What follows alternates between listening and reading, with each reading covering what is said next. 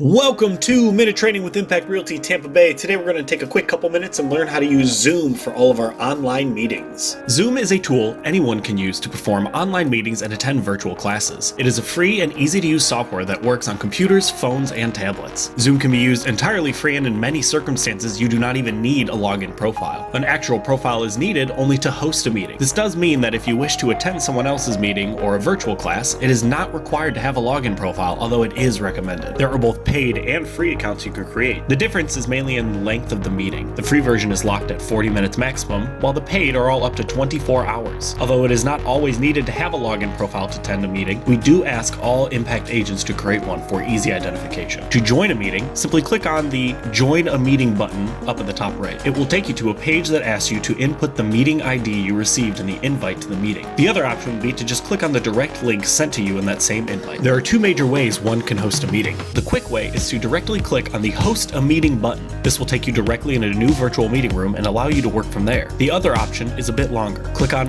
My Account. Once that loads, click on Meetings. Within this tab, click on Personal Meeting Room. This is the place where you will see the details on the meeting you are about to host, and is also where you can schedule it for future times and send invitations to people via email and their e-calendar. You can see the URL of your meeting room in the Join URL field about halfway down the page. Far to the right, you will see a blue button that says Copy the Invitation. Click on this, and it will generate a full invite with text, link information, a number for phone call-ins, and more. Feel free to edit the message as you see fit, then click Copy. Now that you have this copied, you can send it out to your contacts via text, email, social media, or anything else you can think of, or even a QR code. To start your meeting, click on Start Meeting at the top right. When Zoom launches, it will take you to a new page, and a pop-up will appear asking you to open Zoom or download and install it. This is a small application that will run on your device and needs to be downloaded for the program to function. After you download it, or if you have downloaded it already, click Open Zoom in the box that appears. Normally, it will ask you to join with computer or your device's audio.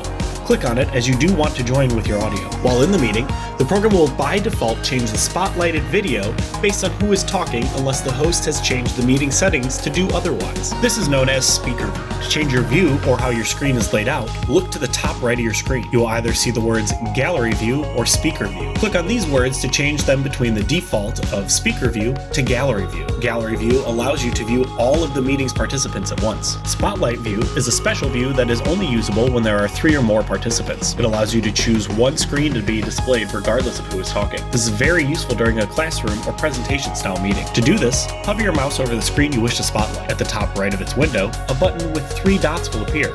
Click on it and select Spotlight View in the drop-down menu. At the bottom left of your screen, you will see the audio and camera options. Click on either of them to immediately mute yourself or shut off your camera. If you cannot hear anything or see anything and you believe you should, you may simply have the wrong camera or speaker chosen. Click on the arrow next to the audio or video control, begin choosing other options you may have until you have fixed the issue. To invite people during a meeting, look down at the bottom center of your screen. You should see a button labeled Invite. Click on this and a window will appear allowing you to choose which email service to use to send an invite directly. You could also choose to click the Copy URL or the Copy Invitation button and send that to whomever you like if you do not wish to use email. The Manage Participants tab is the tab that allows you to mute people, control others' video, and manage the people in your meeting. To mute people, simply click on the little microphone icon next to their name. This is the same process to shut someone's camera off, but you merely click the camera icon instead of the microphone. To automatically set your meeting to mute people when they enter, click on the More tab at the bottom and click Mute Participants upon entry. Near this tab is also where you can find the Mute All and Unmute All buttons. Click on the Chat button to pull up the chat bar. This is where you can send group messages or private messages to other participants for when you don't wish to interrupt the speaker, or perhaps send people links. This essentially is a text chat. The Recording button over here allows you to record your meeting and review the footage later, or even save transcripts in the meeting. This is a premium-only feature and cannot be used with a free account. To share your screen with other participants, click on the green Screen Share button at the bottom of your screen. A window will appear asking you which screen you'd like to share. Choose your desired screen and click Share. This will instantly change the view of all participants to spotlight your screen, and they will be able to see everything you see. Note that they cannot see any of your Zoom controls such as the Zoom toolbar. This is a great way to show people videos, do demonstrations, and more. To stop the screen share, click the red Stop Share button at the top. To take it a step further and share control of your screen, first begin a screen share with the desired participant. Once the screen share is up, click on Remote Control. Here you can choose to give control to a specific person or give control to any who request it. This allows other participants to take control of your mouse and screen and navigate. The whiteboard is a great tool when you need a notepad or demonstration medium. It is literally a virtual whiteboard that allows you to write text, draw with your mouse, create shapes, and highlight things. This is a great tool for classrooms and meetings. You can save the whiteboard you created to your device by clicking the Save button up at the top of your whiteboard controls. To end a meeting, click on the red End Meeting button at the bottom. You have a choice to end it just for yourself and allow others to keep participating, or if you're the host, you can end for all and completely close the meeting. And that was Minute Training with Impact Realty Tampa Bay. Go to impactrealtyinfo.com for more business help.